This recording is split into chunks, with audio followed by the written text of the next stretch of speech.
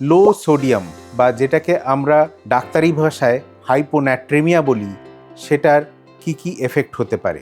বেশিরভাগ পেশেন্ট যারা ভর্তি হচ্ছে তাদের মধ্যে এই ইলেকট্রোলাইটের ইমব্যালেন্স, লো সোডিয়াম পাওয়া যায়।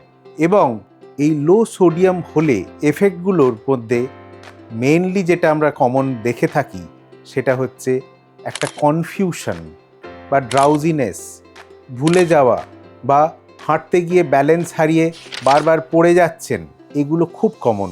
এই যে কনফিউশনাল স্টেট, এই ড্রাউজিনেস, স্লিপিনেস, সব অনেকেই ভাবেন যে এটা তো বয়স হয়েছে, বয়সের জন্য হচ্ছে বা ডিমেনশিয়া হয়েছে, কিন্তু আখেরে কিন্তু এটা নয়। অ্যাকচুয়ালি যদি আমি দেখতে যাই তাহলে কিন্তু শুধুমাত্র লো সোডিয়ামের জন্য এগুলো হয়ে থাকে এবং খুব সাধারণভাবেই এটা যদি আমরা চিকিৎসার মাধ্যম দিয়ে ঠিক করতে পারি তখন সেই মানুষটি খুব তাড়াতাড়ি সুস্থ হয়ে ওঠেন।